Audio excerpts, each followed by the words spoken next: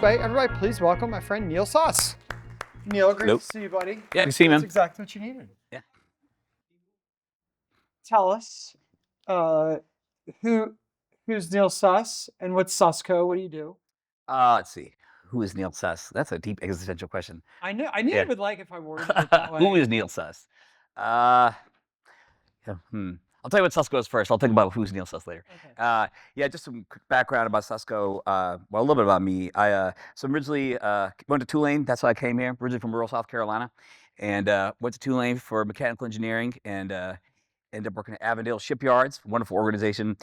But I was there, and I remember I was calculating the flow rate of the sewage system on the ship, and I was thinking to myself, I really don't care about the flow rate of poop through pipes. So I switched out of engineering, and then started working for this group called Project Finance. So you guys are very familiar. Just because like you spend half the money of to build a house doesn't mean you're halfway done, right? So if you imagine applying that same logic to building a $7 billion warship, yeah. So that's called earned value management. And so our role was supposed to be to analyze the data to tell people to predict cost and schedule overruns. But they were writing work orders by hand, this other group, industrial engineers, and they would write them by hand. It would go into a mainframe, and we'd spend all of our time cleaning data up instead of actually analyzing it. So I taught myself programming so I could build an electronic work order system. And I showed it to all the VPs. They're super excited. They're thinking about all the time they would save, et cetera, right? And so we go to roll it out to the industrial engineers who are like former welders and fitters. And I remember I was talking to a guy named Gene. His nickname was Stump. Don't ask me why. But We don't want to know. yeah. and he started tearing up. I'm like, what's going on here? He was like, look, I can't tell you how miserable it is to be constantly yelled at for screwing this up. And the fact that the system is going to make our lives so much easier, and we're going to spend half the time on this, is going to make my whole team so much happier. And that's like, so me, I felt, the reason I made that software is to make my life easier, and from a process point of view, like Lean, Six Sigma, stuff like that. But I've really got a lot of joy about thinking about, oh wow, like really, if you're using crappy software all day, it sucks. Like it's a really bad aspect of your life, right? If you're using it all day, 8 hours a day. And so that's really kind of the genesis of why I love software is letting people do what creates high value and not misery. So years later, after Katrina, I started Susco, kind of with that purpose in mind, in building systems to unleash human potential. Since then, we've, helping small businesses automate processes, and then we became first movers on mobile. In Louisiana. If there's any hunter who ever got a ticket from Wildlife and Fisheries for having the wrong fish on their iPad app, that's my fault. We built that app. So that was that phase. Then to our roots of business software, whether it's web applications or mobile workforce in 2015. And then since then have, grown to 30 people, doing a lot of industries, but nationally we're known in insurance and claims management. And we also have a SaaS product. So we're 90% services. You know about building software. Yeah. Very well. Yeah. And then, I'd hope so. And then husband, father. Yeah. Yeah. So son first, I guess. Yeah. Brother. Yeah. Husband, father two. My daughter is Reva, 19. Ram is 17. He's a Jesuit. She's in college. Wife's an internist. Who does, she practices for a primary care physician, but now she does obesity management also. So we've been talking a lot about AI here. Yeah. Okay. And this is where, can barely spell it. And this is where I thought you all might find this interesting. So Neel's been taking systems that suck for years and making them livable. And what have we been doing in the last month? We've been taking things that are not really exactly what we want or exactly how our customers can find us, right, and completely tearing it down. So, and building and vibe coding something on our front end, or that connects to things, or just doing different things to make life better. How are you all as professionals? Like, if we're just realtors over here playing, how's that changing your whole business? I mean, I saw like IBM was down 25% yesterday. Yeah, it's being disrupting. Yes. It's a very interesting mixed bag. So on one hand, you have a lot of threats. So for example, You've got situations where we've had like long-standing clients, and one of them got picked up. They got seduced by one of these big brand names in the AI space, kind of with vaporware. And but there's kind of a rule in enterprise software where you'll never get fired for hiring Accenture, right? So you have threats like right, exactly, yeah. And for the record, it wasn't Accenture, but yeah, this is an example. And so you have threats like that, but then then also you have other smaller accounts where, let's say you have a client who has a team of 3, and they would have outsourced some work to you. Well, it's like, well, we could just vibe code it. We could increase our internal capacity with AI, right? And we don't need an external vendor to help. So those are the threats. On the opportunity side, though, you now have people who had systems that would have taken $500,000 for remediate, which will now take 150K, so that they can afford it, right? And we make the same margins. Instead of just living with some legacy. Right, that they couldn't afford it. Right, so there's that. And then there's software that was previously kind of impossible to write or very difficult. Like, for example, I'm sure you like document ingestion. Like if you're getting all sorts of unstructured data, it was very expensive to take that and put it into data. I think one of the things we're seeing, like Cami, vibe coded her own transaction management system so that she had a very effective workflow because there wasn't anything that we saw that we wanted to buy. Yeah. And she had never vibe coded her life, and she just did it. But now, like, we have neon databases and Twilio authentication and like all these things, and like we're a little ahead of our skis potentially, right? And so now I think, is that kind of the next opportunity that people are going to? It opens up a new customer for you all potentially to like come to you and say, hey, we created this, but now we need it professionalized and like actually like safe to use. Yeah, we're seeing some of that. We are seeing some of that. What we're also seeing that's interesting is where, if you imagine the businesses are paying for certain platforms that have gotten greedy. So certain platforms, they're charging $100 to $200 a month. Yeah, they're charging right. So they're charging $100 to $200 a month per user. You sign up for the service and you're paying 30 grand a year. Your company grows, 5 years has passed, and you're like, we're paying 100 grand a year, and we're actually helping. And if you're not using all of it, it's very possible to get you out of Salesforce and into a custom system for 1 or 2 years licensing fees, and then you just all free money for there. So that's a huge opportunity that we've been taking advantage of. So give us your crystal ball on AI. I think a lot of us, like, we just want to be found by clients. We want life to go. We want things to be easier. We want to simplify things, and really just have less friction with technology and more time to service clients or have fun. Is that possible, or is this just going to be another cycle of like being subject to the machine here? Oof. Well, I think it depends. I didn't put that question on the sheet, but I know you're very capable. I think. Well, in the long term, it's a hard to answer, right? Because in 5 years, they may not even be money. So, like, you know what I'm saying? Like, things are going to get. That's really So on the 5-year horizon, I don't know the answer. But I would say on the 2 to 3 year horizon, I think that one of the interesting things about AI, it's like the first tool that if you don't know how to use it, you can ask it. So that's a beautiful thing about it. There's no other tool before where you're like for example, if like, how do I write a ghostwriter for myself? Ask AI how to do it. It'll tell you the process to do in the AI. And so that's the beauty of it, is like it unblocks itself. Yeah, for some reason I've caught myself even recently Googling how to do something in Claude. Yeah. And I'm like, why am I doing this? Right. Like, I should just say, I need to do this. Do it for me. Right. I think that's huge. I think the fact that you can go with so your argument there is it opens the availability up to so many more people. Yes. Whereas the world changed in databases from like Microsoft SQL Server 2000 to like now, but who gave a damn? That was the general population, right? Right. But now all these things can happen, and normals can do it. Yeah, and I think exactly, and I think a big part of it is, if you're really strong in your field, then you have that domain expertise, and you're able to kind of explain what big outcome you want. You don't even have to know how. Like, it can. So instead of saying, for example, okay, I need to increase my, I want to increase my revenue over the next 3 months by, automating outreach XYZ. Instead, you can take that approach, right? But you can also take the approach of, here's my current situation. Here's the goal I want. Tell me how to get there. You don't even have to come up with the idea in the middle. You see what I'm saying? You could just come up with the goal, the vision, and the current state. You don't have to come up with the how anymore. Right. That's huge too. I think that has been a big aha of mine lately. Yeah. Like Cody and I were talking about a problem last night, and I said, well, wait, why are we trying to solve how to do this? Like, Right. it's going to do it for us. Right. Exactly. Yep. So if you're trying to figure out all the people that live in a building, stop saying how do I do this, and just say, I need to figure out all the people that live in a Yeah. building. How can I need to send a postcard to them. I'm trying to open everyone's mind up to like, this is simpler than maybe we've made it. And we can just kind of go at these problems directly. Good. Yeah.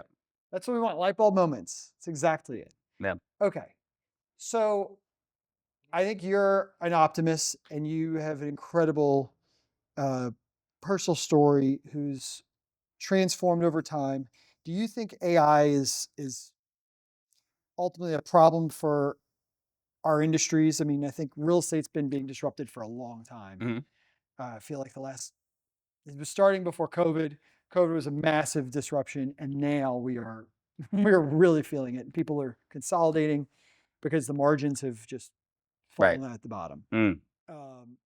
Software business is probably very similar. Do you think ultimately this is a game of like the people that can persevere, figure out through it, adapt, survive, or do you think or do you have a negative view on things? And well, I think you just got to figure out where you can create value. So for us, it's so for example, for us, a lot of the value creation is coming from actually helping to do the AI work, right?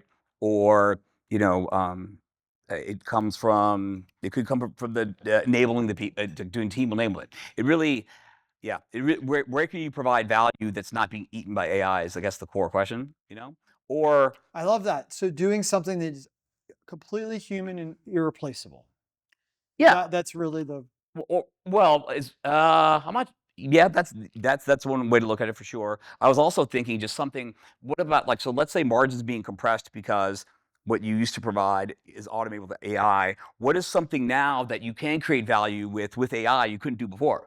Yeah. Do you see what I'm saying? So instead of looking at where your opportunities have gone away, what new things have opened up that you couldn't do before. So I mean, a simple example is it would have been very expensive to do code audits for clients to analyze their system and security flaws.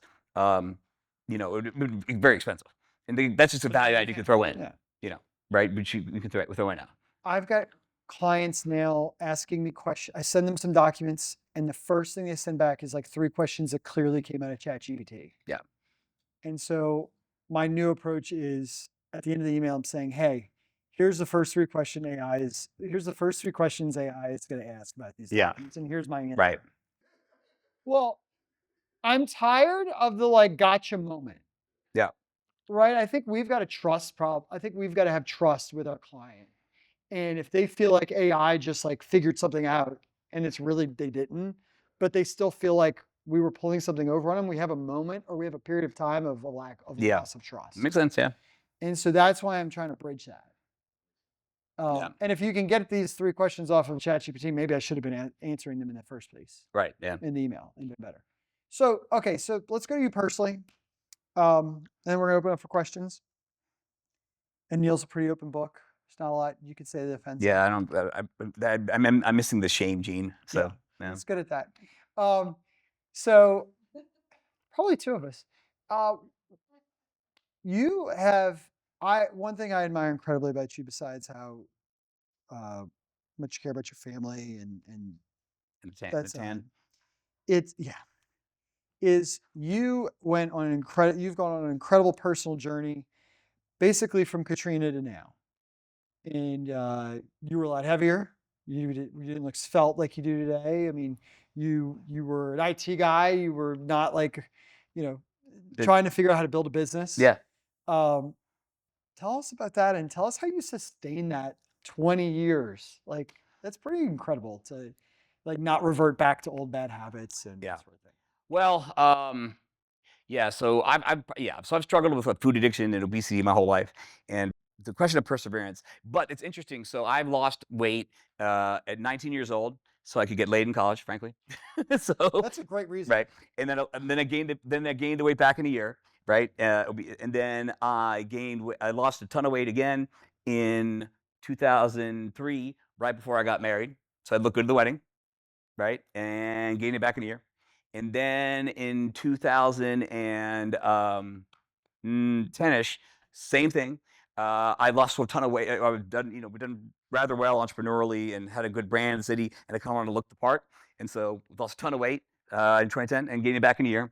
And so but then in 2016, business had kind of stagnated a bit for a while. Actually, had some bad partnership, this, that, and the other.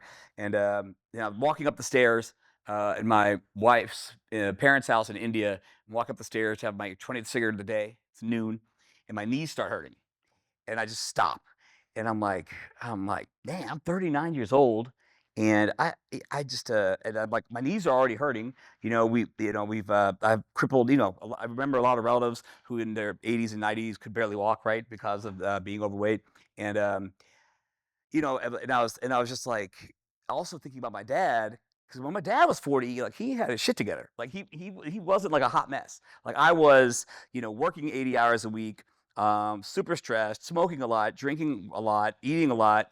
No one was happy at home, and I was like, I got to fix this. But I knew it couldn't just be like, let me go on a diet. I know it could just be a behavioral change. I knew that had to go like way deeper into like why this was happening to me. And so I didn't know what to do, but kind of flashing back, because Jeff alludes to the business thing, I did have a business background. So in '06, when I started Susco, I went hardcore into learning from mentors and from peer groups and just reading every book I could. And that's how I was able to get into business. And then, so in 2016, it kind of did the same thing. So I leveraged my EO peer group, really more for personal stuff. I read every single book, like, everything from like Tools of Titans to, Tony Robbins and all the stuff. And then, and I got a coach. But a big part of it was, I worked on my limiting beliefs. I found transcendental meditation, which really kind of rewired my stress response. And now between 16 and 17, I did the bulk of the weight aspect, and the personality change. The bulk of that came from that year. And as far as why I'm able to persevere, I think two reasons. One, we all have coping mechanisms, right? So you're going to have to cope with, you're going to have to meet your need for comfort somehow. So you're either going to meet that need for comfort through, maybe drinking or maybe eating, or you're going to meet that need for comfort through, maybe meditating or taking a long walk, and you're going to, we have needs for, what other things, connection. And so maybe we meet that need for connection by like having those hard conversations with our spouse, working on that long relationship. Or maybe we meet that need for connection by going out too much socially and just kind of whatever, right? And so we have to cope, and choosing the positive coping mechanisms over the negative is huge. And then also, I think, and this is really important with the AI thing, I think just being clear on the why. So like a lot of clarity. So I remember thinking to myself, okay, if I don't get my life together in 20 or 30 years, whatever the number was, my daughter is going to be walking down the aisle with some fucking schmuck because I died, right? And like my son's going to be obese, and my wife's going to be all depressed because she's married to some schmuck, and I'm dead, And so I had a sort of very clear anti-vision, and then of course, Yeah, that brought a lot of clarity. it's like a very clear anti-vision and a kind of a clear vision of what life could be instead, right? And so I think, but I think this is also important. And I've talked to my staff about this. Right now with AI, if let's say you're a developer, right?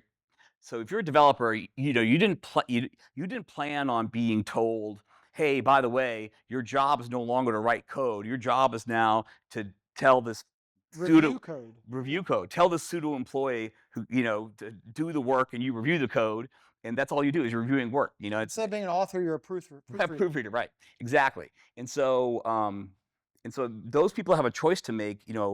What's why do they enjoy development?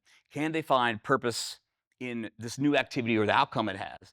But if they can't, it's a hard transition. Like, just imagine if you were back in the 1930s or 20s, and you were the best kind of horse carriage mechanic, or Horseshoe Maker, and the car comes out, yes, your life plan wasn't to switch over. Your plan was to do horseshoes, but you got a choice. You either adapt or and just learn how to deal with tires, right? Or not work. I mean, so I think that's an important choice people have to accept, and make, and I think that's why it's important to figure out, well, why did I find joy in programming? Like, what aspect of that creativity did I love? You know what I mean? And so can I now recreate that in the job as it looks now, Yeah. right? Or can it not? And so I think it's a decision people have to get clarity on. Go back to you went quickly over transcendental meditation. Yeah. It's been a big thing for you. Yeah. I know from our relationship. Yeah. The people that get into it, I find, are like really like changed by it. Yeah. Tell us a little bit about that, what it means to you, and like, I'm not sure why that's any different than just sitting here, closing my eyes, and taking a couple breaths. Sure. Yeah. So very quick history lesson. If I could just get myself to do that. Yeah. So there are multiple types of meditation. The one that got most popular in America is kind of focus-based meditation. To give you some context, so the Buddha, who had kind of given up on life, was like, and wanted to discover himself. So that popularized focus-based meditation because he had nothing else to do and he was learning focus. So the purpose of focus-based meditation is learn focus, and and um, and that's a very useful skill to have. But with transcendental meditation, which is really a branded form of mantra meditation, it comes from more of a Hindu context where basically it's the way it affects your body, it eliminates stress. So kings, warriors, politicians, people who are engaged in the world, right? They practicing mantra meditation literally cuts stress. The data is very clear on this too. I think it's only 8 to 12 weeks, and the amygdala in the brain of T members is like half as big. And the amygdala is the gland that's responsible for cortisol production. And so it's also easier. It's kind of funny. In focus-based meditation, you're like focused on the breath. And I remember trying focus-based, and I tried to focus on my breath, and all I could focus on was payroll.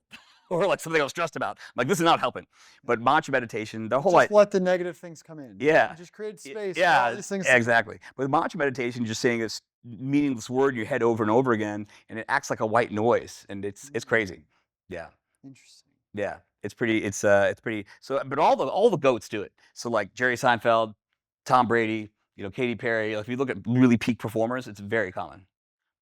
So what's the fastest way to get started with that? Well, if this is interesting, what do you do next? Well, if you want the official thing, you're supposed to go to tm.org and actually get trained, and they charge you for it. And they go and you go and you learn the methodology, and you go for 4 days to check in, and you do, but then you do it on your own. Now the reality is like it's not rocket science. You can look it up, how to do it. Yeah.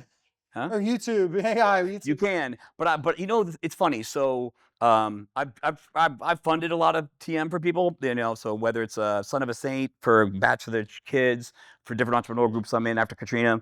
And I used to just point people to the kind of like unofficial thing, like, hey, just learn it for free. Mhm. But the percent of people that did the free version on their own that actually continue to practice versus the ones that paid the $500, they made the investment, and the percent of them who continue is way higher. And I think it's for two reasons. One, skin in the game, obviously. But two, it sucks in the beginning.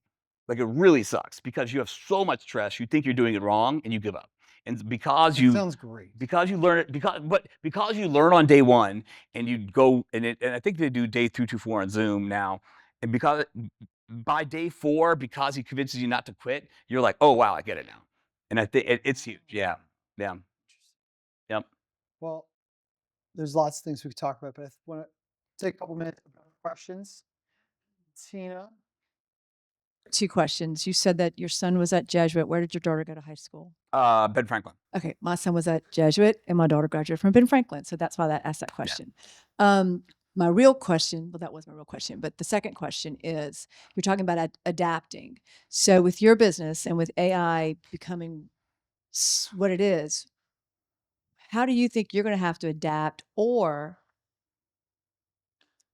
what do you think people are going to have to adapt to? I don't know if that's clear enough, Mm. but like I'm always thinking about I like that one. if I learn how to do this, what's the I asked somebody a few weeks ago what stock should I buy next? Yeah. So like what do you think might be next? Well, it might be that. Okay. So a couple questions there. So I heard how am I going to adapt, right? And then what do I think will be next? What we've had to do is as far as adapting, I went from like a power chat GPT user like a year ago, just doing chat, to having this certain client attrition and having to just go super deep in sales and marketing enablement, right? And so what's more common, like a lot of companies are out there and using it to make operations more efficient, right? Um, and basically be able to get make more profit off the same top line dollar. Now, but here's the problem, right? Like if all you do is you make your operations more efficient, the only way to realize the gains from that is then fire people, right? And so one thing that I'm really passionate about is, okay, if you use it to drive top line revenue, right? Instead of just getting more efficient, if you're using it to get more leads in the door, close more, close faster, your top line grows, and even if you get more efficient, you get to keep the people you have, right? So I think that's one big adaptation we've had. We've had to double down on sales process. We don't, because I don't want to reduce headcount. Like if I was in business to like make money, I would on my own, I would have been an interventional cardiologist like my Indian parents wanted me to be, right? So like, but if I want to just do this on my own, I want to do it with people. I want to grow people, and so I think that kind of adaptation, trying to figure out, it's not just about how do you get more efficient. It's about how do you create more. I think is a big part of it. Did I answer your question? You use the example of a horse person, Yeah. horseshoe person. Yeah. And that's what's freaking people out is that like, oh no, this is going to take over everything. And I'm just like, with every new industry spawns from. Yes, So yeah. it's like, what is going to be the new industry? Right. And that's what is interesting to me. There's inconveniences can we offer now because things are made easier for us. I think as a brokerage, what we're seeing is we always wanted to be a marketing firm too, but boy, that would have taken a huge headcount. One good hire, and all of a sudden you can and some good software, and you can suddenly have a marketing agency under Yeah. without raising any prices here. Yeah. Doing transaction management, how do you scale? How do you hire only one person and scale Yeah. a big operation there? Yeah. Same thing we did. Yeah. So those are that's kind of that's kind of the way I'm looking at this. Is actually it's could raise headcount in a lot of Yeah. organizations, and I think we've been having to go back to like our basic blocking and tackling selling for the last 3 years as well. Yeah. It's just been a tough. It's been a tough season. Right. Well, but the cool thing is like, so like, for example, let's say on the commercial side, right? Imagine if you tell a salesperson, hey, go through all your commercial contacts and who work for companies that are buying commercial property, right? And find the ones that have changed jobs and reach out to them because maybe you can get business from their new employer, right? That's not a pain in the ass task because it's going to be the pay dirt. The effort for them to go through all their contacts and figure out would have been an impossible task. But now we automate, like you can automate that. We automated that for us, and it's like all of a sudden things you couldn't even do, you wouldn't do. It just wasn't worth it per unit time to do it manually is now so worth it. Because if I can go through 20 years of history and identify every single person who likes us, who's now got a new employer, I now have a new prospect at like 500 people, and boom, next thing you know, out of the graveyard of your CRM comes like new deal flow, Interesting. Anybody else? Neel, anything that I should have, or advice or thoughts or something I should have asked you?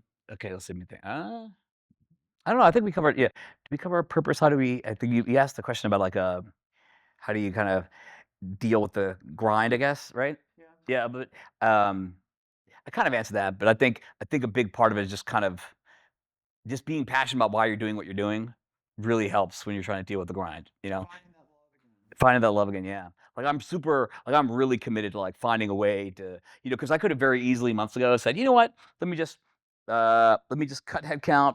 We could do Downsize my life a little bit. yeah, yeah, we could not downsize the company, not even my life. What I'm saying is I could have said, okay, yeah. with the client attrition, I could say, you know what, I can easily do $3 million in revenue a year, cut people, make similar margins and move forward, right? That was a choice I could have made. It would have been easier. But instead it's like, no, I want to create a way to grow this thing, because, I see the fact that we're going to find products. One, our product we have will grow, but two, we're going to find products through the services we do. And then we'll eventually, the whole tribe's going to have a nice exit eventually. But I'm really motivated by that, right? And so I think that, having that clarity of really helps when dealing with all the setbacks. I love that. Well, Neel, thank you so much for coming. No. Very insightful conversation. Really appreciate it, buddy. Cool. Awesome. Thanks. Thank you. All right. We'll see you, man.